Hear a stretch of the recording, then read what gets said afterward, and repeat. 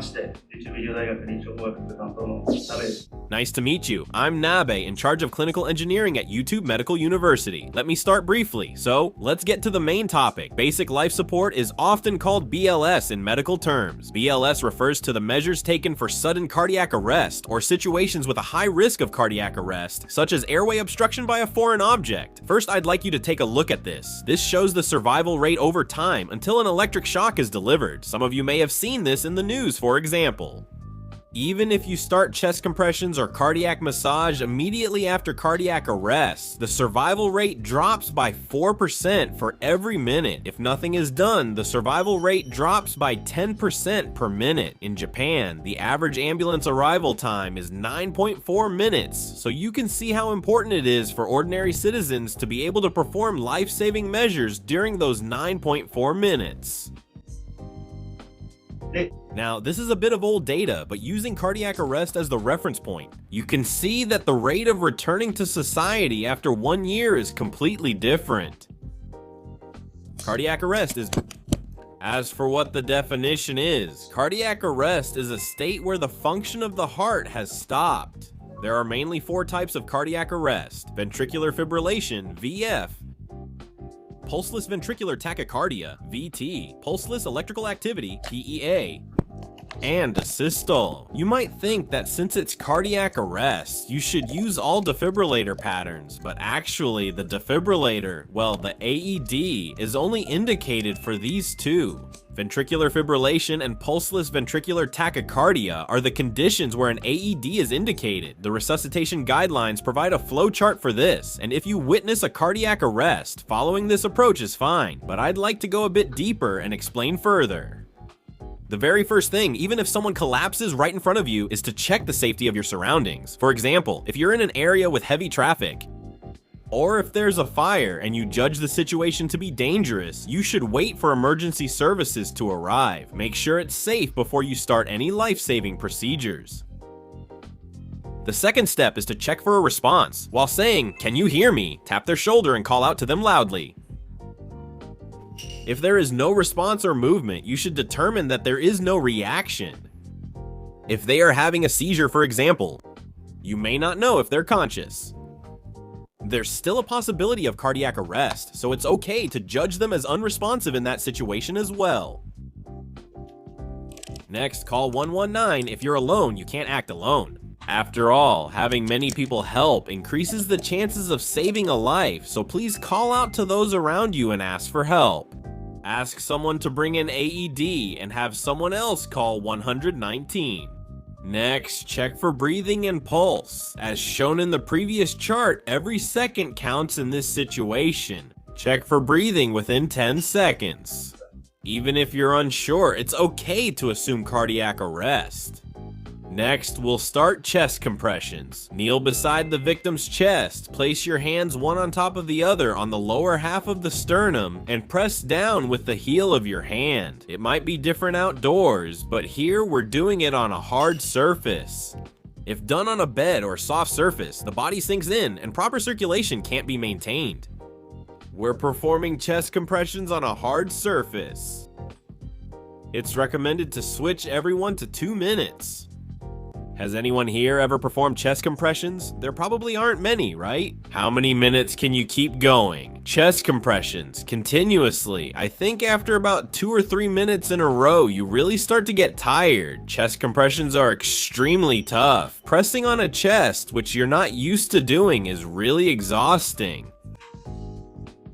And when that happens, of course, the effectiveness drops as well. Your speed slows down and the depth of your compressions decreases, so that's why it's important to call as many people as possible. Ask people around you for help.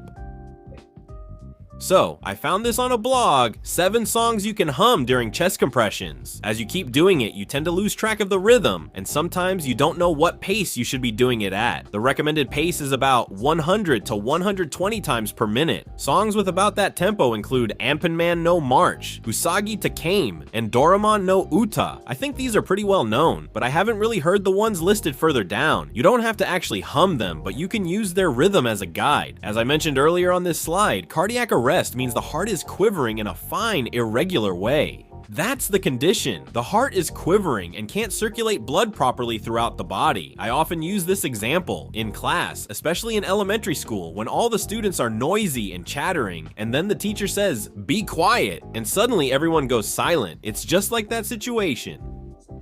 The heart is all noisy and chattering. The teacher's loud shout of "be quiet" is like an electric shock. So you can remember it as everything going quiet for a moment and returning to normal. Now, about the AED, the pads should be placed on the front of the right chest and on the left side of the abdomen. That's right, as long as you place the pads so that they sandwich the heart, it will be fine. In the case of children, since their bodies are small and the pads are a certain size, it's fine to place the pads on the chest and back. When attaching the pads, there are a few things to be careful about. First, make sure the body isn't wet, and also check for things like patches or ointments. Please also check that there are no patches applied and that a pacemaker hasn't been implanted. If you attach the pads in those conditions, you won't be able to get the full effect. There's a high possibility of that happening, so please make sure to check those points. Once you attach the pads, the AED will analyze the ECG for you.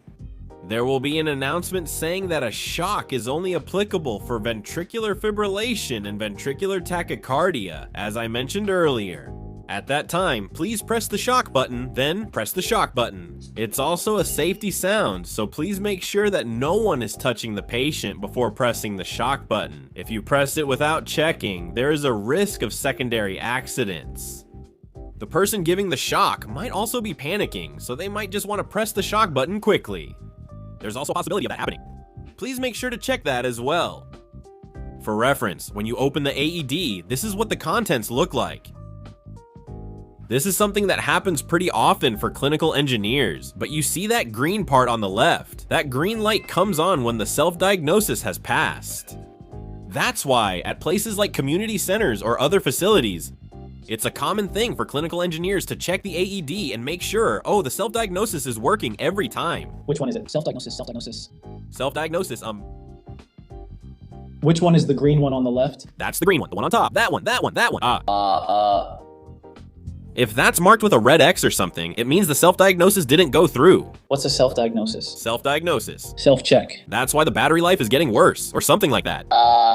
When you open the AED, it looks like this, and nowadays it's usually already set up with this plug inserted, but depending on the manufacturer, sometimes you have to insert it yourself, or you have to press the power button yourself before it starts analyzing. But basically, there will be voice instructions, so if you just follow those instructions, you'll be fine. When someone asks you to bring the AED, and you go to get it, I think the AED is inside a box or something like that. When you open the box, an alarm will sound immediately, but in a life-saving situation, ignore it and take the AED.